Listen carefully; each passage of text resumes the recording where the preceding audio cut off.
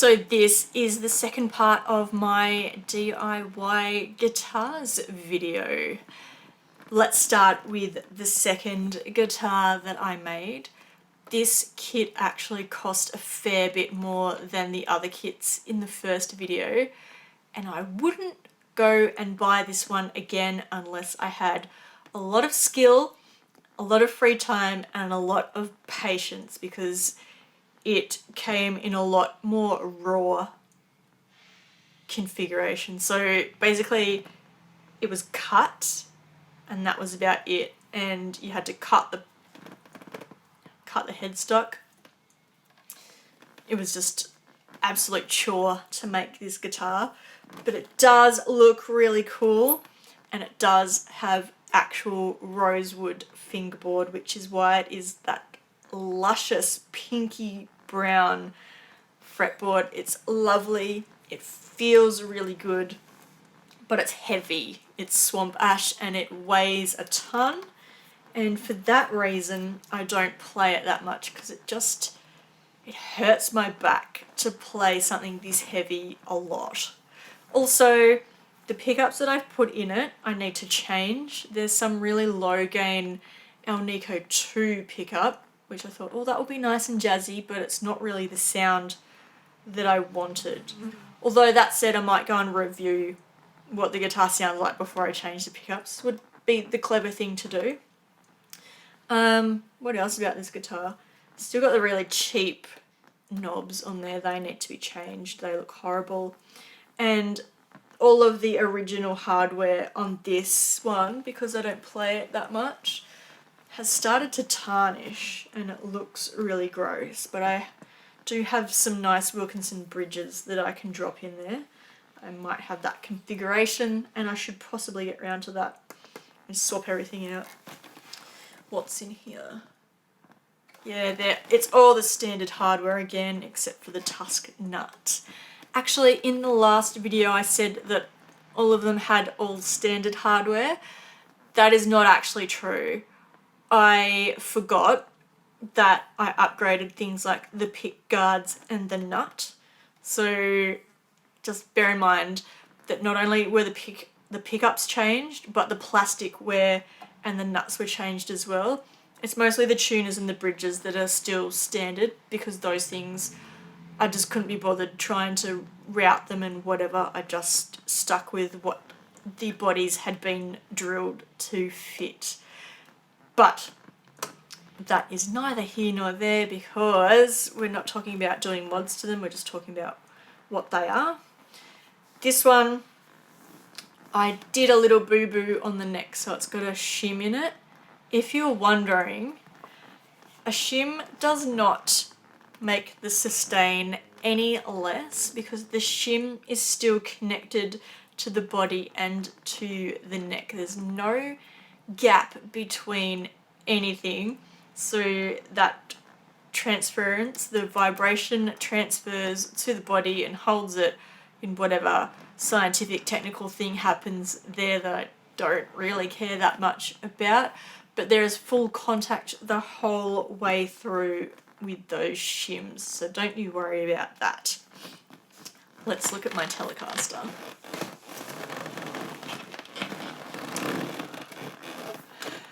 How much do you love a leather couch making that horrible squeak sound? I will be changing where I do videos as soon as I can sort myself out and get a better area, but for now I'm just doing videos here because I can leave my camera set up rather than in my bedroom where I have to take it down all the time and then reset it up and do that kind of thing. Anyway, my Telecaster was also a bit of a pain to try and build. There was a lot of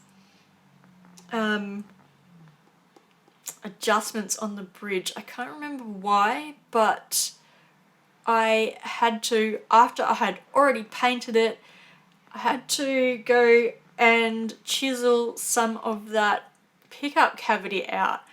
And I think possibly it was because I changed the bridge to the black hardware, really messed things up, and it changed where the pickup was positioned. I think it moved it forward just slightly forward enough that I had to go and make adjustments to the internal body cavity, and that was very annoying. So make sure that you have all your hardware before you paint, and make sure that it's all measured out correctly as well. So that would be a good tip for this particular guitar, I think. This one, unlike any of the others that I have done, has a maple neck, as you can see. I really like maple necks with Telecasters, and I actually really like maple necks full stop. Not always appropriate to have one, but in this instance it just looks really hot. And I also did tongue oil on this one, so feels really good. Feels really fast for a Telecaster, actually. What pickups are in here? We've got some Dragonfire standard Telecaster pickups. Nothing too special, but they sound a little bit better than, say, something that would come in a Squire Affinity, which I also do own, and pulled them out and swapped them. Had to do the body orange because I don't know where I saw it, but I saw an orange Telecaster online. Couldn't get one, built one myself. Then they released the Squire Competition orange. Then they released the Fender Player Capri orange. So now I have one of each, and that makes me very happy. Yeah, Telecasters, quite nice to build. The Stratocaster kit though is the most easy kit that I've built. I'm building a Les Paul as well, so I will update you when I've done that. And the Les Paul, let me give you the hot tip right now, most difficult of any guitar that I have built so far. And yeah, stay tuned for that. It's sitting right there. It's looking really cool, and I'm going to surprise you with what that looks like on the channel later. This one though, this last guitar, you're not going to like it, and you're probably not going to let me say that it's 100% DIY, because it is actually an Ibanez that I had to rebuild. I didn't have to. I bought it for the purpose of rebuilding it. This was in as terrible condition as you can possibly imagine. I don't think I even took a photo of it beforehand. It was that bad. Someone had broken off one or two of the tuning machines, and some of the saddles were missing, and there was big chunks of the paint out. The knobs were broken off and pushed in.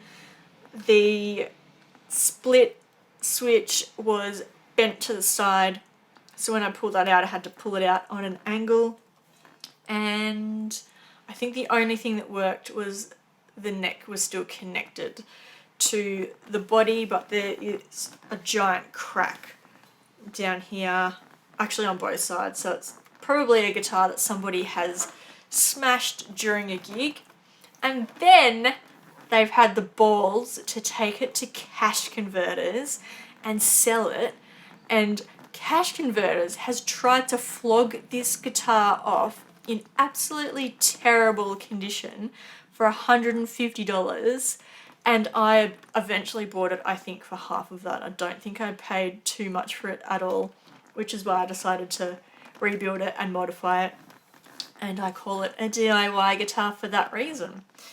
A lot went wrong with rebuilding this. I changed the neck plate, is that what it's called? Neck plate? Oh god, I can't even think today. To the black one, because I thought that looked cooler. But then when I screwed in the screws, one snapped off in there, and it's also gone rusty, so it wasn't even a good upgrade. I'm going to have to go and find the old one and see if I can put the old screws back in, but I'm not sure if they'll even come off, so I'm a little bit hesitant to do that.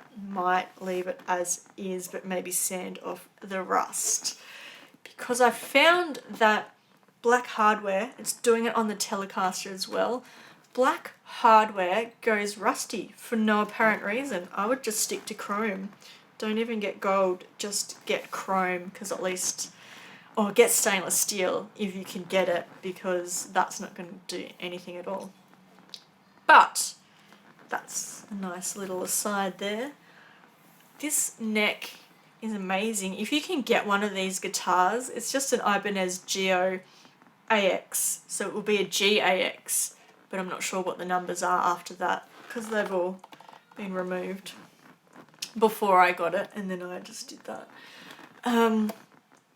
Yeah, try and get one because they're really nice to play and they're really good beginner guitars. So it was a real shame that this was so dinged up, because I would have just replaced the tuning pegs and the saddle otherwise, but it necessitated a full rebuild, I guess. Or more than a rebuild. But it looks cool, I think. If you like relics, it looks cool. It looks like, whoops, it doesn't have the best body balance, if you can tell from the fact that I nearly dropped it on the floor.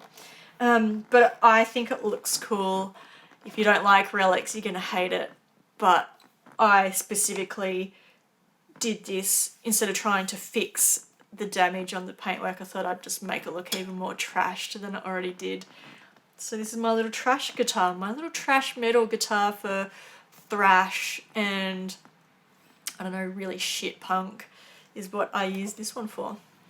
And I might, if I do any more vids about my guitars, tell you what they sound like, or show you a demo what they sound like clean and distorted without any other effects on it. But yeah, I hope you enjoyed this, and I hope you can now look at all of my shit guitars and think, well, my guitar is equally as shit, or my guitar is nowhere near as shit, and Sarah's able to make music that people like, so why can't I? Well, let me tell you, you can. You just have to learn the right chords and be able to record it properly. So that's the trick. It's literally the trick, is to record properly and know some chords. I hope that you're all going to be okay through this quarantine period, and hope it ends soon. But until then, stay safe, stay inside, and eat lots of snacks.